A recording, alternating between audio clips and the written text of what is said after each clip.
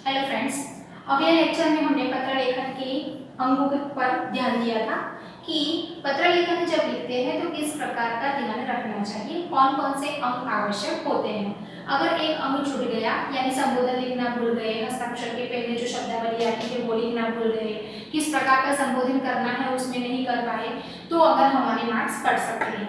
आज हम इस पत्र लेखन के अंगों को ध्यान में रखते हुए एक पत्र के नमूने पर ध्यान देंगे और आपको ये पत्र अपनी नोटबुक में लिखना है और स्टेप बाय स्टेप समझते हुए लिखना है, क्योंकि आगे जो अंग दिए थे उसको मैच कर अगर लिखोगे तो आपको बहुत अच्छा ख्याल रहेगा कि फ्यूचर में आप पत्र लिखने के लिए किसी और की सहायता मांगने की जरूरत नहीं रहेगी और एग्जाम में भी अच्छी तरह से लिख सकोगे।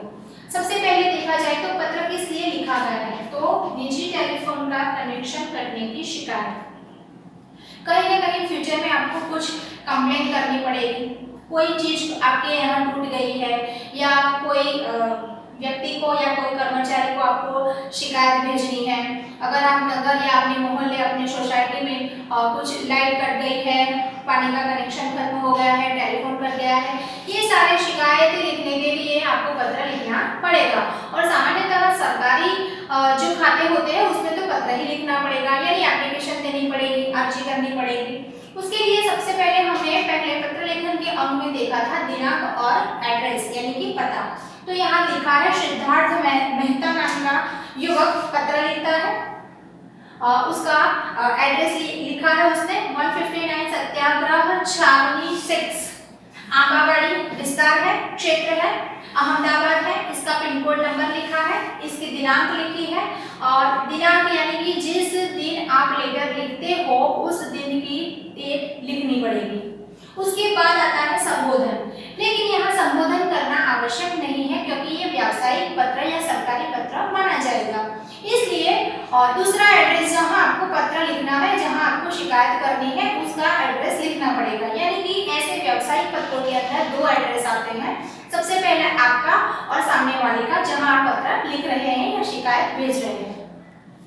सेवा में जो भी अधिकारी होते हैं, कार्यपालक अभियंता यानी कि आप उनका नाम नहीं जानते हैं तो सीधा आप कार्यपालक लिख सकते हैं। भारत संचार निगम लिमिटेड यानी कि जो कंपनी चला रही है वो, शामिया अपार्टमेंट जिस अपार्टमेंट में वो चलता है यानी कि वहां उसकी ऑफिस होती है। माझे ग्रंथालय के सामने यानी कि उसका विस्तार दिखाया है कि किसके सामने वो पड़ता है।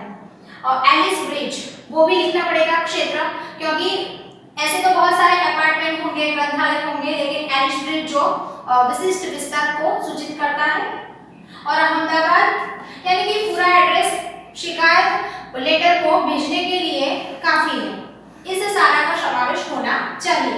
अगर आप एलिस ब्रिज नहीं लिखेंगे तो ग्रंथालय के सामने तो कौन सा ग्रंथालय होगा, फिर अपार्टमेंट आपने साबिना लिख दिया तो साबिना अपार्टमेंट बहुत सारे होते हैं, अलग अलग उपनाम दिए जाते हैं, लेकिन एक नाम के बहुत भी हो सकते हैं। ऐसा जरूरी नहीं कि पूरे अहमदाबाद में एक ही साबिना अपार्टमेंट हो सकता है। आगे विषय लिखा है, विषय इसलिए लिखा है कि जो भी अधिकारी लेटर को देखता है, विषय देखते ही उसको मालूम हो जाता है कि किस लिए लेटर लिखा गया है। तो निजी टेलीफोन कनेक्शन करने के बारे में।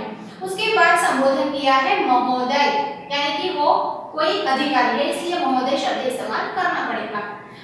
विषय वस्तु का मुख्य भाग है, उसमें डिटेल लिखा है और डिटेल लिखते ही उसको मालूम पड़ गया है कि जो शिकायत करने वाला व्यक्ति है उसने क्या क्या आगे कार्यवाही की है।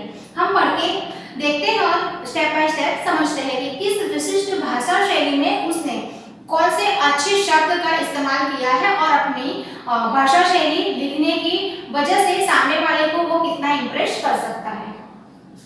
मैं संचार निगम लिमिटेड टेलीफोन नंबर 26929295 का धारक हूँ। सबसे पहले तो उसने अपना नंबर लिख दिया जो जरूरी है, आवश्यक है। उसके बाद है मेरा कनेक्शन काट दिया गया है। कनेक्शन काट दिया गया है वो तो इसीलिए तो शिकायत कर रहा है, लेकिन क्यों काट दिया गया है उसका भी उसने जिक्र किया है, उसका भी उसने लेटर के मुख्य भाग में बताया है कि आपके कार्यालय में से प्राप्त सूचना अनुसार मैंने टेलीफोन का बिल की पूरी राशि जमा कर दी है। पूरी राशि यानी कि जो पे करना था जो उसका बाकी था बिल पहले का उसने भर दिया है, लेकिन फिर भी काट दिया है, फिर से ज्वाइन या व्यवस्था नहीं की गई है, इसलिए वो शायद शिकायत कर रहा है। भुगतान किए गए बिल की फोटो प्रति भी मैंने संबंध कार्यालय में पहुंचा दी है। प्रति यानी कि उसकी जेरॉक्स कॉपी, यानी कि जो उसको भुगतान के लिए बिल के लिए जो पेज मिला था या जो कागज मिला था, रसीद मिली थी, रिसिप्ट मिली थी, वो फोटो की प्रति उसने जेरॉक्स कॉपी संबंध यानी कि कार्यालय में भिजवा दिया है, लेकिन शायद उसके तक अधिकारी के हाथ तक वो पहुंची नहीं है और उसने ऑर्डर नहीं किया है।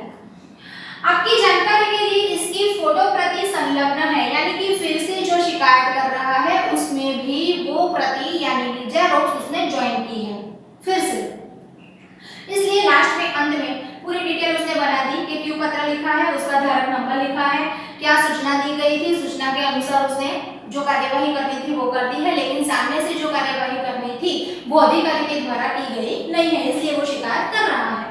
आगे उसने बताया है कि आपसे अनुरोध है कि मेरा टेलीफोन कनेक्शन तत्काल चालू करवाने की आवश्यक व्यवस्था करें, यानी कि एक लिखित पत्र उसने लिख दिया और कह दिया कि आप मेरा टेलीफोन चालू करवा दें, और अंत में उसने शब्दावली के लिखा है भवदीय सिद्धार्थ मेहता, जो लिखना आवश्यक है कि पत्र सिद्धार्थ मेहता ने ही लिखा है। तो बाकी इस नमूने के द्वारा आपको मालूम पड़ गया होगा कि पत्र किस प्रकार से लिखा जाता है। तो इस प्रकार आप अपनी नोटबुक में ये पत्र लिख लीजिए। Thank you.